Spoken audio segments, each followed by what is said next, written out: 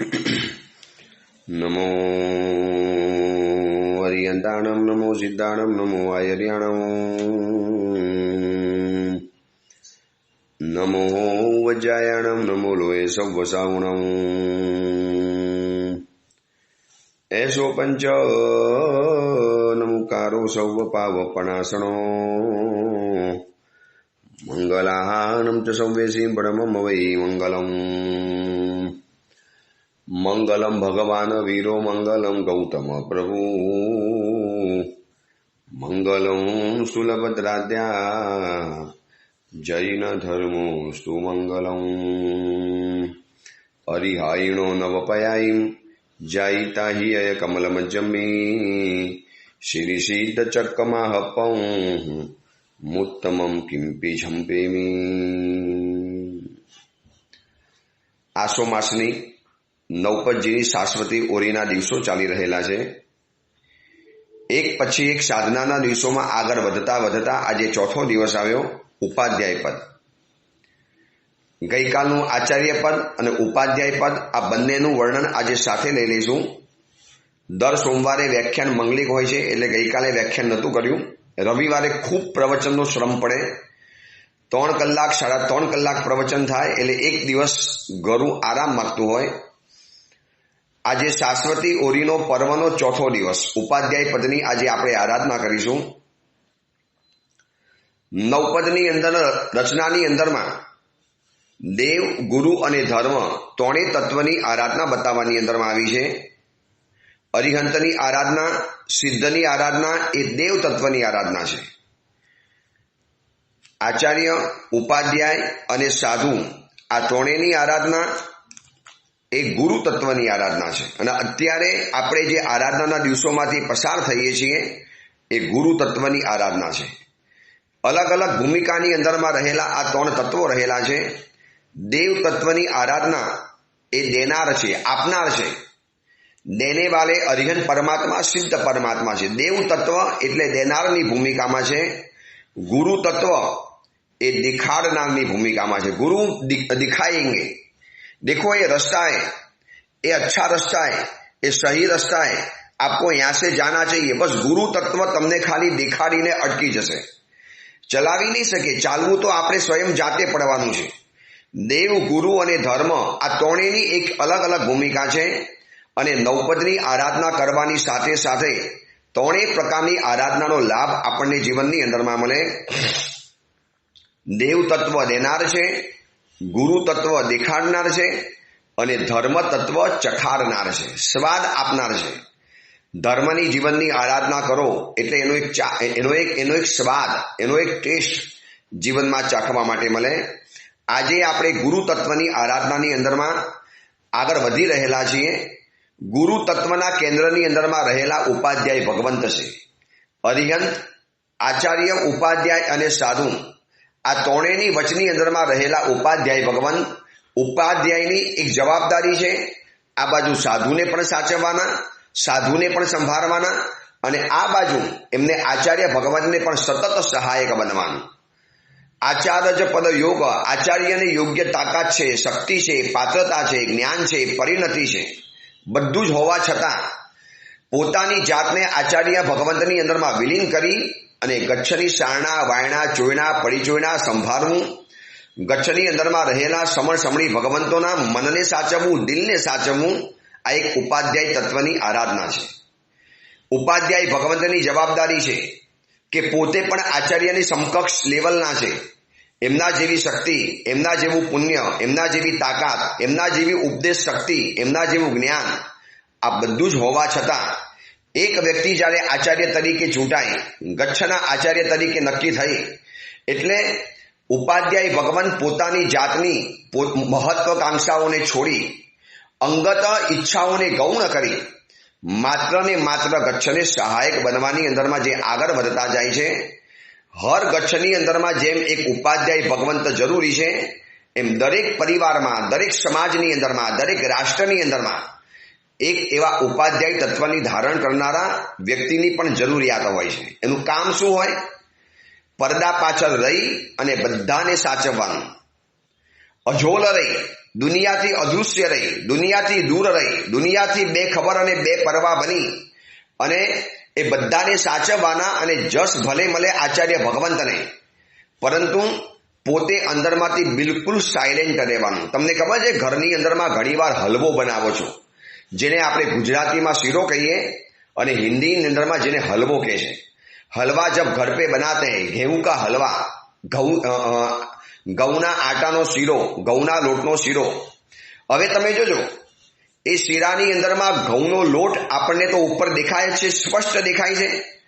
એની અંદરમાં નાખેલું ઘી એ પણ આપણને દેખાશે, એની અંદરમાં નાખેલી ઇલાયચી એ પણ આપણને દેખાશે. પરંતુ ઇલાયચી, ઘી અને ઘઉંનો લોટ આ બધા કરતા પણ એક વિશિષ્ટ તત્વ છે કે જે શીરાને શીરા તરીકે બનાવે છે, જે શીરાને લોકો તરફ સ્વીકાર અડાવે છે અને જે શીરાની મીઠાશને ઓર વધારી દે છે, એવું ગોળ, ગુડ એ ક્યારે અંદરમાં દેખાતો નથી. અને વિચારી લેજો, શીરાની અંદરમાં ઘી સારામાં સારું નાખ્યું, ગાયનું ઘી નાખ્યું, ગિરનારની ગાયનું ઘી નાખ્યું. શીરાની અંદરમાં ઇલાયચી પણ બહુ વિશિષ્ટ પ્રકારની નાખી, બહુ સુગંધી અને ખુશ્બુદાર. લોટ પણ સારામાં સારો હતો, બહુ સુંદર મજાનો લોટ. આ બધું જ હોવા છતાં માનો અંદરમાં ગુળ નાખવાનો રહી ગયો, ગોળ નાખવાનો રહી ગયો, તો શીરો કેવો બનવાનો? ફિક્કો ફસ. કોઈને ખાવાનું મન નહીં થાય, કોઈને એની સામે જોવાનું મન નહીં થાય. સમાજની અંદરમાં કેટલીક વ્યક્તિ એવી છે કે જે તમારા જીવનને મીઠું બનાવે છે અને જીવનમાં અદૃશ્ય રહે છે. જેમ કે શીરાની અંદરમાં રહેલો ગોળ.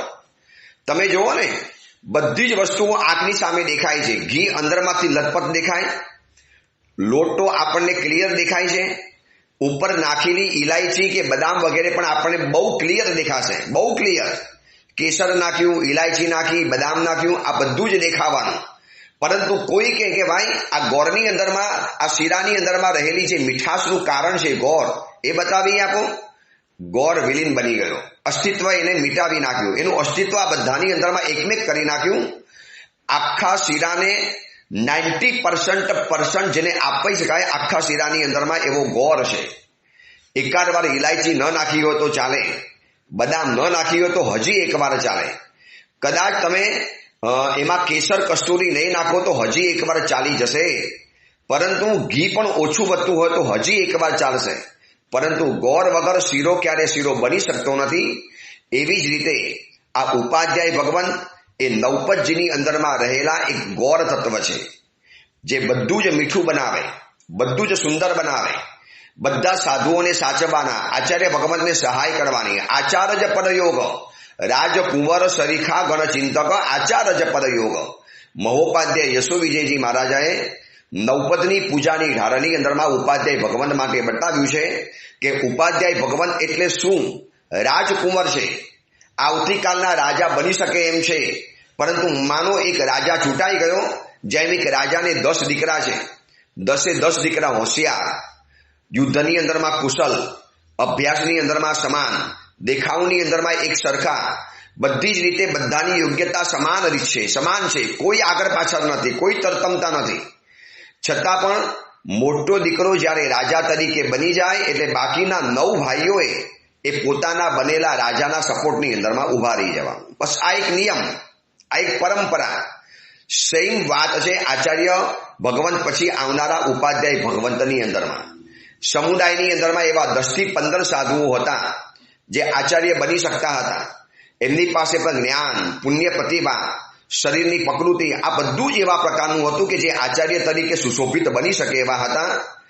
છતાં પણ એક મુખ્ય શિષ્ય જ્યારે આચાર્ય તરીકે સ્થાપિત થયા, ગચ્છના નેતા તરીકે સ્થાપિત થયા, ગચ્છની ગાદી ઉપર આવી ગયા, એટલે બાકીના બધા જ સાધુઓએ એ નિમાયેલા ગચ્છાધિપતિને સહાય કરવાની, આચાર્યના સપોર્ટની અંદરમાં ઉભા રહેવાનું.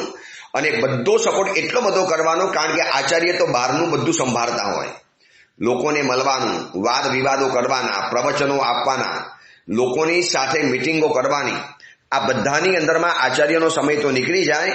જ્યારે અંદરમાં ગોળ બની અને આખા સમુદાયની, આખા ગચ્છની મીઠાશ કરવાનું કામ જો કોઈ કરતું હોય તો ઉપાધ્યાય ભગવંત કરે છે.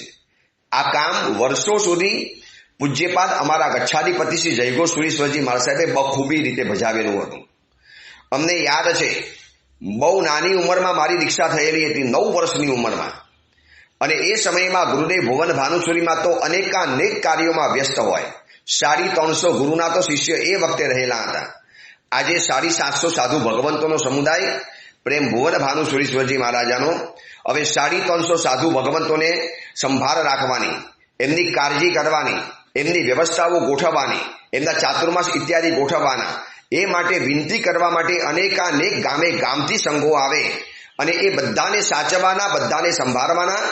અને એ બધાની અંદરમાં સમુદાયની અંદરમાં ભીતરમાં શું ચાલે છે, કયો સાધુ બીમાર, કયો સાધુ મનથી બીમાર, કયો સાધુ તનથી બીમાર, કયા સાધુની શું જરૂરિયાત છે, એને અત્યારે કયું દવા કે કયો અભ્યાસ કે કયા શાસ્ત્રની અંદરમાં એને જોડવાનો છે, આ બધું જ કામ અંદરમાં રહેલા ઉપાધ્યાય ભગવંત કરે છે. એટલે પડદા પાછળ રહીને કામ કરવાનું જ્યારે આવે ત્યારે આ ઉપાધ્યાય ભગવંતને યાદ કરવાના. લો, અમારે બધું કામ કરવાનું, નામ તો એમનું જ થાય, બોલબાલા તો એમની થવાની, ફોટા તો એમના છપાવાના, નિશ્રાનું નામ તો એમનું જ આવી જવાનું, બોલબાલા તો એમની થવાની, યશ કીર્તિ આબાદી અને ઇજ્જત એ તો એમની જ વધવાની, કીર્તિ તો એમની ગવાવાની, અમારું તો કાંઈ નહીં મળવાનું. દેખો, નવપદની આરાધના આપણને કહે છે કે જેમ આચાર્ય તત્વ પણ જરૂરી છે એવી રીતે ઉપાધ્યાય તત્વ પણ જરૂરી છે.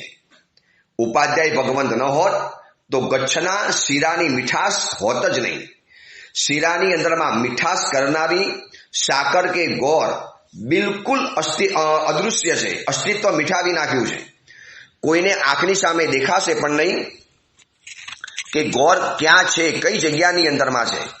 બિલકુલ નેસ્તો નાબૂદ કરી અને પોતાની જાતને અને એ તત્વની મહાનતાને વધારી દેવાની, એ તત્વની મીઠાશને વધારી દેવાની. આ જેવું તેવું બલિદાન નથી. યાદ રાખજો, બલિદાન દેવાની ભૂમિકા એટલે ઉપાધ્યાય ભગવંત, જતું કરવાની ભૂમિકા એટલે ઉપાધ્યાય ભગવંત. નામના યશ કીર્તિ પ્રતિષ્ઠાનો મોહ નામશેષ કરી લેવાનો એટલે કે ઉપાધ્યાય ભગવંત. પડદા પાછળ રહી અને બધું જ સંભાળવાનું છતાં પણ જસ વડીલને આપી દેવાનું, એનું નામ છે ઉપાધ્યાય ભગવંત. ઘરની અંદરમાં આવી એકાદ પુત્ર વધુ હોય, ઘરમાં આવો એકાદ કોઈ દીકરો હોય, ઘરની અંદરમાં આવી કોઈ એકાદ મમ્મી હોય, ઘરની અંદરમાં કોઈ આવો એકાદ પુરુષ કે પિતા હોય, ગચ્છની અંદરમાં આવો કોઈ એકાદ સાધુ હોય, રાજકીય પાર્ટીઓની અંદરમાં આવો કોઈ એકાદ સાચો નેતા કે સાચો કાર્ય કરતા હોય, રાષ્ટ્રની અંદરમાં આવા કેટલાક નાગરિકો હોય. બસ મારા દેશનું ગૌરવ વધવું જોઈએ. ધર્મની અંદરમાં પણ આવા કેટલાક વ્યક્તિત્વ હોવા જોઈએ કે જેને માત્ર ધર્મ અને શાસનની ચિંતા હોય. કામ પોતે કરે અને નામ આપે ધર્મ શાસનનું, નામ આપે પોતાના પરમાત્માનું, નામ આપે પોતાના સંઘનું, નામ આપે પોતાના પરિવારનું. હાલાકી કિયા હૈ સબ કુછ આપને ही, મગર આપને નામ દે દિયા પરિવારનું. બસ આવા ઉપાધ્યાય તત્વની આરાધના આજે આપણે કરવાની છે. આજે ગ્રીન વર્ણનું આમિલ તો કરીશું. અરિહંત પરમાત્માના 12 ગુણ, સિદ્ધના 8 ગુણ, આચાર્યના 36 ગુણ અને 25 ગુણની આજે આરાધના કરવાની છે ઉપાધ્યાય ભગવંતની. 25 ખમાસના આપશો, 25 પ્રદક્ષિણા આપશો, 25 લોકસનો કાવસક કરીશું, સાથિયા કરીશું. 20 બાંધી માલા જ્યારે આપણે ગણીએ ઓમ ભ્રીમ નમો ઉવજ્જાયણમ, ત્યારે એ વખતે ઉપાધ્યાય ભગવંતને હાથ જોડી અને વિનંતી કરજો કે પ્રભુ, યશ કીર્તિ અને નામના મોહની અંદરમાં ફસાયેલો આ સેવક આપને વિનંતી કરે છે કે આપના જેવો મને નિષ્પૃહ બનાવો, આપના જેવો બેકસ્ટેજ ઉપર કામ કરવાની મને શક્તિ આપો, આપની જેમ પડદાની પાછળ રહી અને મોટું બલિદાન આપી દેવાની મને તાકાત આપો. શીરાની અંદરમાં જે ભૂમિકા ગોળ ભજવે છે, સાકર ભજવે છે અદૃશ્ય બનીને, એવી રીતે તમે જોજો દૂધની અંદરમાં દૂધ તો દેખાય જ છે, અંદરમાં નાખેલું કેસર પણ દેખાશે, અંદરમાં ઉપર ભભરાવેલી બદામ પણ દેખાશે, પરંતુ આ દૂધને મીઠું બનાવવાની જેની તાકાત છે એ સાકર બિલકુલ અદૃશ્ય રહેવાની. બસ આ જ ઉપાધ્યાય ભગવંતની તાકાત છે જે અદૃશ્ય રહી અને બધું જ સંભાળે છે. તો ઓમ ભ્રીમ નમો ઉવજ્જાયણમ, આજે જ્યારે 20 માલા ગણીશું, એક એક મણકા ઉપર ઉપાધ્યાય ભગવંતને બહુ ગંભીરતાથી, બહુ દિલની ઘેરાઈથી આપણે વિનંતી કરીશું કે પ્રભુ, જ્યાંને ત્યાં મને નામનો મોહ સતાવે છે, જ્યાં ને ત્યાં મને યશ અને કીર્તિ સતાવે છે. એક કેમેરો ક્લિક થતો હોય ત્યાં પણ મને મારું ડોચું કે મને મારું મોઢું આગળ કરી દેવાની વૃત્તિ અંદરમાંથી સરવરતી હોય છે. તો પ્રભુ એવા સમયની અંદરમાં આપ આશીર્વાદ વરસાવો કે નામનો મોહ ખરી પડે, નિષ્પૃહતા જીવનની અંદરમાં આવે, ધર્મના માટે ખપી મરું, બલિદાન આપી દઉં, કોઈ નામની ઝંખના નહીં. ઊંચી ઇમારતોના ગુંબજોને સૌ માણે છે, પરંતુ પાયામાં પોઢ્યા હોય એવા પથ્થરોને બહુ ઓછા જાણે છે. શિખર ઉપર રહેલું, મંદિર ઉપર રહેલું શિખર, એની ઉપર રહેલો ઘુમ્મટ, એની ઉપર રહેલી ધજા એ તો બધાને દેખાવાની, પરંતુ આ મંદિર જેની ઉપર ઊભું છે એ કુર્મશિલા હંમેશા દટાઈને રહેવાની, નીચે જ રહેવાની. દુનિયાની નજરની સામે શિખર આવવાનું, ધજા આવવાની, પણ દુનિયાની નજરની સામે એ પાયાની અંદરમાં પોઢેલા પથ્થરો ક્યારે નથી આવવાના. બસ એ ઉપાધ્યાય ભગવંત એટલે પાયામાં પોઢેલા પથ્થર છે. અને ઉપાધ્યાય ભગવંતની આરાધના શ્રીપાલ અને મૈણાએ કરી, અને એના કારણે એ લોકોના જીવનની અંદરમાં 15 પ્રકારની વિશેષતાઓ પ્રાદુર્ભાવ થઈ, ઉત્પન્ન થઈ. જે 15 વિશેષતાઓ ભવોભવની આરાધના પછી જ જીવનની અંદરમાં આવી શકે છે. આપણે પહેલા નંબરની વિશેષતા જોઈ હતી સિદ્ધ તત્વના દિવસે કે દેવ અને ગુરુ ઉપર અનન્ય અનુરાગ હતો. અનન્ય એટલે બીજા જેવો નહીં, એને અનન્ય કહેવાય. આવો અનુરાગ ન કોઈ સંસારી વ્યક્તિઓ ઉપર, ન સંસારી સંબંધો ઉપર, માત્ર ને માત્ર દેવ, ગુરુ અને ધર્મ ઉપર આવો અનન્ય અનુરાગ. એના ઉપકાર સમજ્યા, એના કારણે જિંદગીની અંદરમાં કેવી રીતે આગળ વધ્યા એની વાતો જાણી, અને પછી અંદરમાંથી જે પ્રેમ ઉભરાયો, અંદરમાંથી જે ભાવનાનો અતિરેક ઉભર્યો, અને એમના માટે બધું જ ન્યોછાવર કરી દેવાની જે અંદરમાંથી ભાવના જાગે, આ અનન્ય અનુરાગ કહેવાય. મૈણાના જીવનની અંદરમાં આવો અનન્ય અનુરાગ હતો, જેને શ્રદ્ધા કહી શકાય. અનન્ય પ્રકારની શ્રદ્ધા, જેની શ્રદ્ધાની તોલે કોઈ આવી ન શકે. અને એના જોર ઉપર ભરી સભાની અંદરમાં પિતાજીની સામે મૈણાએ ધર્મનો ઝંડો ઉપર રાખી લીધો. પિતાજીએ કોડિયા પતિ સાથે પરણાવી લીધી, પરંતુ અનન્ય અનુરાગ એને ક્યારે ઢીલી નથી પડવા દેતો. પિતાજીએ ઘરમાંથી કાઢી મૂકી, નગરની અંદરમાં ઢંઢેરો પીટ્યો, ખબરદાર કોઈએ શ્રીપાલ કે મૈણાને આશરો આપ્યો છે તો જીવી બતાવે પોતાની શક્તિ ઉપર, પોતાની તાકાત ઉપર, પોતાના બલ બુતામ ઉપર. અને એ રીતે મૈણા જીવનમાં આગળ વધી છે, કારણ કે અનન્ય અનુરાગ છે. હવે શ્રીપાલ અને મૈણાને નવપદની આરાધના કરતા કરતા બીજા નંબરની વિશેષતા ઉત્પન્ન થઈ. મેં તમને કીધું ને, આ 15 પ્રકારની વિશેષતા ભવોભવની આરાધના પછી જ ઊભી થાય, એ પણ એકાદ મળે. પરંતુ 15 વિશેષતા એક જ ભવમાં એકી સાથે આ બંને વ્યક્તિની અંદરમાં જોવા માટે મળે છે. બીજા નંબરની વિશેષતા છે દેવ અને ગુરુને ટોપ પ્રાયોરિટી આપો. ટોપ પ્રાયોરિટી. દેખો, પ્રાયોરિટી એટલે મહત્વની વાત છે. આપણને ગમતી વ્યક્તિને આપણે કેવું મહત્વ આપી દઈએ. 10 જણા લાઈનમાં ઊભા છે, પરંતુ ખબર પડી કે મારી પત્ની, મારા પપ્પા, મારી મમ્મી, મારી બહેન, અથવા તો મારો ખાસ ફ્રેન્ડ, અરે યાર એ તો લાઈનમાં ઊભા છે, તો આપણે શું કરીએ, પહેલી પ્રાયોરિટી એને આપી દઈએ. ડોક્ટરના દવાખાનાની અંદરમાં ગયા, બહાર બધા જ પેશન્ટો પહેલેથી આવીને બેઠેલા છે, પરંતુ કોઈ એવી વ્યક્તિ, ડોક્ટરનો એકદમ નજીકનો સગો સંબંધી આવ્યો તો ડોક્ટર પહેલી પ્રાયોરિટી એને આપે, સહજ રીતે આપી દે. એવી જ રીતે જીવનમાં ભોજન, વસ્ત્ર, દુકાન, business, classes, tuition, homework, school, college, આ બધાને ભલે તમે પ્રાયોરિટી આપો, પરંતુ ટોપ પ્રાયોરિટી અગર આપવાનું મન થતું હોય દેવ અને ગુરુને, પહેલા પૂજા કરવાની અને પછી જ બીજા સંસારના કાર્યો કરવાના. પહેલા ગુરુવંદન કરવાનું અને પછી સંસારના બીજા કાર્યો કરવાના. યાદ રાખજો, સૈનિક રાજાએ આવા મહાપુરુષોએ ધર્મને ટોપ પ્રાયોરિટી આપી, તો ધર્મએ પણ એ લોકોને ટોપ પ્રાયોરિટી આપી દીધી.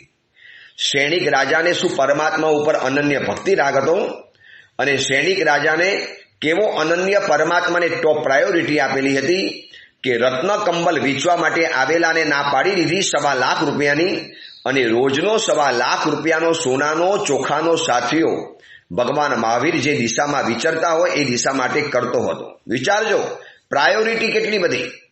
એ જ 1.25 લાખની રત્ન કંબલ પોતાની 500 પત્નીઓને આપી શકતા હતા સૈનિક રાજા. એ જ પોતાની પત્નીઓને આ 1.25 લાખની કિંમતી રત્ન કંબલ આપી અને એ લોકોને પોતાની પ્રાયોરિટી બતાવી શકતા હતા. પરંતુ ચેલ્લા રાણીએ જ્યારે પૂછ્યું કે તમે તો રોજ 1.25 લાખનો સોનાનો સાથીઓ તો કરો છો, તો આ 1.25 લાખની રત્ન કંબલ કેમ નહીં અમને રાણીઓને? તારે એ વખતે સૈનિક રાજાએ કીધું કે તમને નફરત કરું છું, પ્રેમ ઓછો કરું છું એ વાત નથી, પરંતુ મારી ટોપ પ્રાયોરિટી હંમેશા દેવ અને ગુરુ રહેશે. તમે પ્રાયોરિટીમાં ખરા, પણ ટોપ પ્રાયોરિટી તો મારી આ જ રહેવાની. સમજી લેજો, સોનાની થાળીની અંદરમાં સુંદર મજાના પકવાન અને મિષ્ટાનનું ભરેલું ભોજન છે, પરંતુ માણસને જ્યારે પાણીની તરસ લાગે છે ત્યારે એની ટોપ પ્રાયોરિટી પાણી જ રહેવાની, ગુલાબજાંબુ નહીં રહેવાના. बोलो कि यार गुलाब जामुन छे, खा ले, बहुत बढ़िया है, टेस्टी है, कई दिनों के बाद मिले, कब मिलेगा पता नहीं है, खा ले ना यार, जितना चाहिए उतना मिलेगा. પણ એ વ્યક્તિ કે ભાઈ અત્યારે મને ભૂખ નથી, અત્યારે મને પ્યાસ છે, પાણીની તરસની પ્રાયોરિટી છે. તો બસ એવી જ રીતે જ્યાં પણ જાય, જ્યાં પણ ફરે, જે પણ દેશની અંદરમાં જાય, જે પણ એરિયાની અંદરમાં રહેવા માટે જાય, અત્યારે સુરતની અંદરમાં વેસુ એરિયાની અંદરમાં રહેવાની અત્યારે બોલબાલા છે. એમ લાગે કે વેસુની અંદરમાં જનારી વ્યક્તિઓને લગભગ કદાચ દેવ અને ગુરુની પ્રાયોરિટી નથી, ટોપ પ્રાયોરિટી. અને ટોપ પ્રાયોરિટી શું છે? સુંદર મજાનું ઘર, પીસફુલ એરિયાની અંદરમાં ઘર, સાયલેન્સ ઝોનની અંદરમાં આપણું ઘર એક સારા બિલ્ડિંગમાં મળી ગયું, જે 50માં મારે, 60માં મારે, 70માં મારે મુંબઈમાં વગેરેમાં રહેવા માટે જાય છે. કોને ટોપ પ્રાયોરિટી આપી? દેવ અને ગુરુને. કોણ ઉપર મહાત્માઓ હરવા માટે આવશે? શું એ જતા પહેલા વિચાર કર્યો કે 60માં મારે, 70માં મારે, 36માં મારે, 25માં મારે હું રહેવા માટે તો આવું છું, એક નવું ઘર શિફ્ટ કરું છું, ભલે અહીંથી મને દરિયો દેખાશે, ઠંડી મજાની હવા આવશે, આખી દુનિયા દેખાશે, જાણે કે આકાશની અંદરમાં તરી રહ્યો છું એવી ફિલિંગ થશે. પરંતુ ગુરુ ભગવંતના પગલા જો મારા ઘરમાં નથી થવાના તો મારે આવા ઘરની અંદરમાં ઘર લેવું પણ નથી. એવા પણ પરિવારો જોયા છે, ટોપ પ્રાયોરિટી દેવ અને ગુરુને આપવા માટે એ લોકોએ ફર્સ્ટ ફ્લોરનું ઘર લીધું. કોઈ કહે અરે યાર ઉપર આવી જા, ખુલ્લું આસમાન, ચોખ્ખી હવા, દૂર દૂર લહેરાતો સમંદર દેખાશે, આકાશના પંખીઓ નજીકથી જોવા માટે મળશે, અને જાણે કે પંખીની જેમ આપણે એક આકાશની અંદરમાં ઘર બનાવીને રહ્યા છીએ. દોસ્ત એવી ફિલિંગ આવશે, બહુ મજા આવશે. આવી જા. 70મો માળ, 75મો માળ, 80મો માળ. મુંબઈમાં તો 100 માળની બિલ્ડિંગો હવે બનવા માંડી, અને 100માં મારે જે રહે એમ લાગે કે જાણે આકાશની અંદરમાં ઘર બનાવ્યું છે. પરંતુ દેવ અને ગુરુને ટોપ પ્રાયોરિટી આપનારી વ્યક્તિ ત્યાં રહેવા નહીં જાય. મને સુપાતદાનનો લાભ ન મળતો હોય તો નાનકડા ઘરમાં રહેવા તૈયાર છું, પણ ત્યાં હું નહીં કરું. જોજો કુમારપાલ રાજાએ પણ ટોપ પ્રાયોરિટીમાં પ્રાર્થના કરી કે શ્યામ ચેટોપી દરિદ્રોપી, ગરીબ ભિખારી બનવા તૈયાર છું, પરંતુ જૈન કુલ ધર્મને છોડી અને શ્રીમંતના પરિવારો મારે જન્મ લેવો નથી. દૂર દરાજ દેશોની અંદરમાં જે રહેવા માટે ગયા એ લોકોને મારે ખાલી એટલું પૂછવાનું, કદાચ તમારી મજબૂરી હશે, આર્થિક જવાબદારી હશે, વર્ષોથી તમે વિદેશોની અંદરમાં વસી ગયા છો, ત્યાં સેટ થઈ ગયા છો, પરંતુ હવે જો તાકાત પહોંચતી હોય, ઇનફ પૈસા આવી ગયા હોય, પૈસા કમાઈ લીધા હોય, તો દીકરાઓના ભવિષ્યને સુધારવા માટે પાછા આવી જાઓ હિન્દુસ્તાનમાં, ઇન્ડિયાની અંદરમાં, જેથી તમે ટોપ પ્રાયોરિટી ધર્મને આપીને દીકરા દીકરીના ભવિષ્યને ઉજ્જવલ બનાવી શકશો. બાકી વિદેશની અંદરમાં રહેશો, કોઈ સાધુ ભગવંતો નથી આવવાના, ગોચરી પાણી ભરવા માટે નથી આવવાના, ગોચરી પાણીનો લાભ પણ નથી મળવાનો, સુપાતદાનનો લાભ પણ નહીં મળે, સાધર્મી ભક્તિનો પણ લાભ નહીં મળે, સામે બેસી અને ઓફલાઈન પ્રવચનો સાંભળવા પણ નહીં મળે. મારા જેવો કોઈક સાધુ આવી રીતે ઓડિયો કે વિડીયો પ્રવચન કરતા હશે એ તમારે સાંભળીને સંતોષ માનવો પડશે. એના કરતાં હવે જો વેલસેટ થઈ ગયા હો, જેના માટે તમે વિદેશમાં ગયા હતા, હવે એ તમારો પર્પસ સોલ્વ થઈ ગયો હોય, તો પ્લીઝ કમ બેક ઇન્ડિયા, પાછા આવી જાઓ. અહીંયા હવે જિંદગી નવી ગુજારી દો, બાળકોનું ભવિષ્ય તો વિચારો, એના જિંદગીની અંદરમાં સંસ્કારો પડવા જોઈએ. ભરત ચક્રવર્તીની સામે જ્યારે 2 ઓપ્શન આવ્યા કે પ્રભુને કેવળ જ્ઞાન ઉત્પન્ન થયું એ પણ સમાચાર મળ્યા, અને અરીસા ભુવનમાં, આયુધ ભવનની અંદરમાં ચક્રરત્ન ઉત્પન્ન થયું છે એ પણ સમાચાર મળ્યા. પ્રથમ તીર્થંકરનું કેવળ જ્ઞાન અને પ્રથમ ચક્રવર્તીનું ચક્રરત્ન, આ બેની વચની અંદરમાં ભરત ચક્રવર્તી મૂંઝાઈ ગયા. બંનેની પૂજા કરવી જરૂરી હતી. ચક્રરત્નની પણ પૂજા કરવી જ પડે. 36,000 દેવોથી અધિષ્ઠિત આવું આ ચક્રરત્ન છે. જે ચક્રવર્તીને બધી જગ્યાએ વિજય અપાવવાનો છે. પરંતુ 2-4 સેકન્ડ માટે મૂંઝાયેલા ભરત ચક્રવર્તીએ દેવ અને ગુરુને શ્રીપાલ અને મૈણાની જેમ ટોપ પ્રાયોરિટી આપી અને કહી દીધું, ચક્રરત્નની પૂજા પછી પહેલા મારે મારા પિતાજી ભગવંતની પ્રથમ તીર્થંકર આદિનાથ ભગવાનની કેવળ જ્ઞાનની ઉજવણી કરવા માટે જવાનું છે. બસ આટલું નક્કી કરો. એમાં કોઈ દુકાન જવાનું બંધ નથી કરવાનું, ટ્યુશન ક્લાસીસ બંધ નથી કરવાના, ખાનપાન બંધ નથી કરવાના, બહારગામ ફરવા જવાનું બંધ કરો એવું કોઈ દાડો કોઈ કહેતું પણ નથી. સંસાર તમારો તમારી રીતે છે એટલું નક્કી કરો. ટોપ પ્રાયોરિટી માત્ર દેવ અને ગુરુને આપીશ. આ તો મહેમાન આવ્યા, પૂજા બંધ થઈ ગઈ. મહેમાન આવ્યા, પ્રવચન બંધ થઈ ગયું. એક્ઝામ વગેરે આવી, પાઠશાલા જવાનું બંધ થઈ ગયું. કોઈ વધારે જવાબદારી આવી એટલે બારગામ ચાલુ ચોમાસાની અંદરમાં ઉપડી ગયા. અથવા તો રોજની રૂટીન ધર્મ આરાધના કેવા નાનકડા કારણોસર, શરીરમાં નાની બીમારી, મહેમાન આવ્યા, પછી પરિવારને લેવા જવાનું થયું, મૂકવા માટે જવાનું થયું, આવા બધા અનેક કારણો રોજ બરોજ સાંભળું છું. રોજ આજે પણ ભટ્ટારમાં સાંભળું છું. ગુરુદેવ પ્રવચનમાં 3 દિવસ ન અવાયું. કેમ ન અવાયું? ગુરુદેવ ઘરે મહેમાન આવેલા હતા. અને દોસ્ત, મહેમાનને લઈને પ્રવચનમાં આવવું જોઈએ. ટોપ પ્રાયોરિટી એને કહેવાય. મહેમાનને પણ કે ચલો આવ્યા છો મળવા માટે, આપણે મળીશું, પણ ચલો તમારે પણ પ્રવચનમાં આવવાનું છે. હું તો રોજ જઉં છું. તમે મહેમાનને પ્રવચનમાં ખેંચી લાવો, એ તમારી ટોપ પ્રાયોરિટી કહેવાય. અને મહેમાન તમને એની પાસે ખેંચીને મૂકી રાખે, આ તમારી પ્રાયોરિટી નથી. એ અનુકૂળતા હતી માટે ધર્મ કરતા હતા. ઈચ્છાનો ધર્મ નથી, અનુકૂળતાનો ધર્મ છે. કોઈ નતું માટે ધર્મ કર્યો, મહેમાન નતા આવ્યા માટે પ્રવચનમાં આવ્યા, સમય હતો માટે પ્રવચનની અંદરમાં આવ્યા, કશું કામ નતું માટે પ્રવચનની અંદરમાં આવ્યા. ખરી પરીક્ષા તો ત્યારે થાય જ્યારે જવાબદારી આવે, માથા ઉપર જવાબદારી બેઠેલી હોય ને એ સમયની અંદરમાં કરી બતાવો. માટે યાદ રાખજો, સમય મળે અને ધર્મ કરવો એ જુદી વાત છે, અને ધર્મ માટે સમય કાઢવો એ જુદી વાત છે. ટોપ પ્રાયોરિટી વાળો ધર્મ માટે સમય કાઢી લેશે. કોઈ કહેશે ભાઈ હવે આજે તમને પૂજા કરવાનો સમય જ નથી. માનો લોનાવાલા જેવી જગ્યામાં ફરવા માટે ગયા, માથેરાન અને પંચગીની જેવી જગ્યાની અંદરમાં ફરવા માટે ગયા, છતાંય પૂજાના કપડાં તો સાથે લીધા.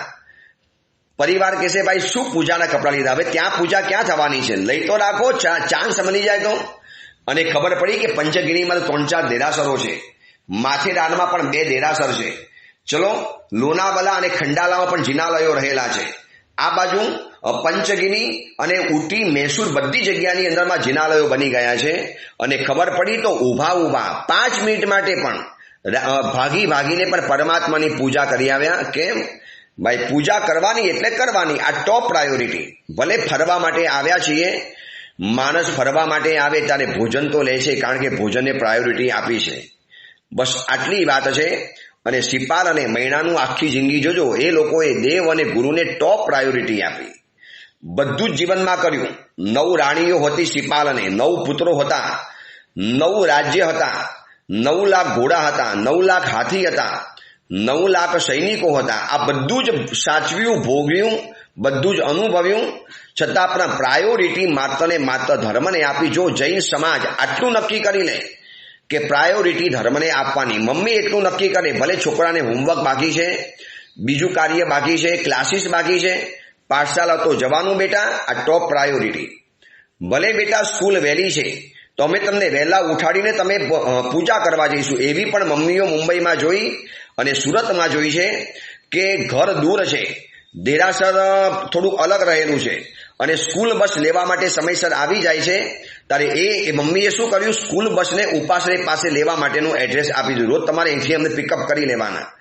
ત્યાંથી ઘરેથી સ્કૂલના કપડાં એક થેલીની અંદરમાં મમ્મી લઈ લે, છોકરાને અહીંયા પૂજા કરાવડાવે, ઉપાશ્રયની એક રૂમની અંદરમાં કપડાં ચેન્જ કરાવે, અને સ્કૂલના કપડાની અંદરમાં સ્કૂલ બસમાં બાળકને રવાના કરી અને બાળકના પૂજાના વસ્ત્રો પોતાના ઘરની અંદરમાં લઈ જાય.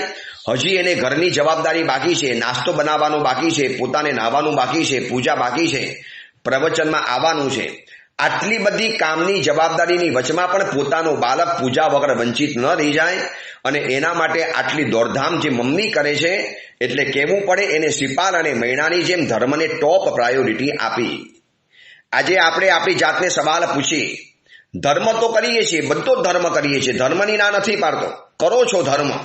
સમાજમાં ધર્મ ઉલટાનો વધ્યો છે. પ્રાયોરિટી કોણે, એને એમાં ટોપ પ્રાયોરિટી કોણે? આ તો નાનકડું કારણ આવ્યું, ક્ષુલ્લક બાનાઓ આવ્યા, નાની નાની જવાબદારીઓ આવી અને સૌથી પહેલો ભોગ લેવાઈ જાય છે ધર્મનો. આજે પૂજા નહીં કરીએ, કેમ? મહેમાન આવ્યા છે. આજે શરીરમાં સારું નથી માટે નહીં ફાવે. મને આ સુરતની અંદરમાં એક ભાઈ એવા મળ્યા, 10 દિવસ પ્રવચનની અંદરમાં ન આવ્યા. પછી મેં એક ભાઈને પૂછ્યું, મેં કીધું ભાઈ ફલાણા ભાઈ 10 દિવસથી પ્રવચનમાં દેખાતા નથી, બહુ ભાવિક ભાઈ છે, આગળ બેસીને પ્રવચન સાંભળતા હતા, 10 દિવસથી દેખાતા નથી. કોઈ બીમાર વગેરે? ગુરુદેવ બીમાર નથી, આમ તો હું રોજ એને બજારમાં તો જોઉં છું જ, અમારું બજાર એક જ છે, બજારમાં રોજ જોવા માટે મળે છે. પછી 12મા 13મા દિવસે ભાઈ વંદન કરવા માટે આવ્યા. મેં કીધું ભાઈ પ્રવચન બંધ છે. ગુરુદેવ તાવ આવ્યો હતો ને માટે પ્રવચન બંધ રાખ્યું. મેં કીધું તાવ આવ્યો હતો? હજી તાવ ચાલુ છે ને? નહીં ગુરુદેવ, તાવ મટી ગયો, પણ સાહેબ એવું હતું ને કે તાવ આવ્યો તો માટે પ્રવચન જરા રહી ગયું. લો, તાવ આવ્યો 2 દિવસ, દુકાન જવાનું ખાલી 1 જ દિવસ બંધ રાખ્યું અને બીજા દિવસથી દુકાન તો ચાલુ ને ચાલુ રહી. હવે તાવ આવ્યો છે એ બાના હેઠળ પ્રવચનની અંદરમાં આવવાનું બંધ થઈ ગયું. કેમ આવું થયું? કારણ કે એ ભાઈ ખોટા નથી, એ ભાઈને આપણે બ્લેમ નથી કરતા, પરંતુ એના લિસ્ટની અંદરમાં દેવ અને ગુરુ ટોપ પ્રાયોરિટીની અંદરમાં નથી. ટોપ પ્રાયોરિટી શું રહી? બજાર, બિઝનેસ, ધંધો, પરિવાર, જવાબદારી, મહેમાન, આ બધું રહ્યું. હું કહું છું એ પણ ખોટું નથી, સંસારમાં તમારે કરવું પડે છે, સંસારીઓને એ જવાબદારીનું બંધન છે, ના નથી પાડતો. પરંતુ અમે એમ નથી કહેતા તમે 4 કલાક 5 કલાક કે 10 કલાક, માત્ર અડધો કલાક પરમાત્માની પૂજા કરવાની એટલે કરવાની, પ્રવચન શ્રવણ કરવાનું એટલે કરવાનું, બધું એડજસ્ટ કરી લઈશ. પરંતુ આની સાથે હું બાંધછોડ નેવર ક્યારે પણ નહીં કરું. અને સિપાલ અને મૈણાની આખી જિંદગી જોઈ લેજો. સિપાલ કુંવર 12 વર્ષ સુધી વિદેશોની અંદરમાં ફર્યા છે. સૂતા બેસતા જાગતા નવપદ ધરજો ધ્યાન, રૈણી રેજો જાગતા સર્વ સમય સાવધાન.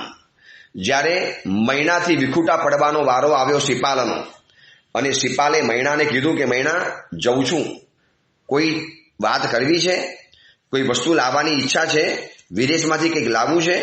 ત્યારે મૈણાએ એક જ વાત કરી કે બીજું મારે કોઈ જરૂરિયાત નથી, જ્યાં પણ જાઓ ત્યાં ધર્મને અને નવપદને ભૂલતા નહીં. જે નવપદજીથી આજે આપણે ઉજળા બન્યા, જે નવપદના પ્રભાવે તમારો અને મારો કોડ રોગ મટી ગયો, એ નવપદને ક્યારે ભૂલતા નહીં.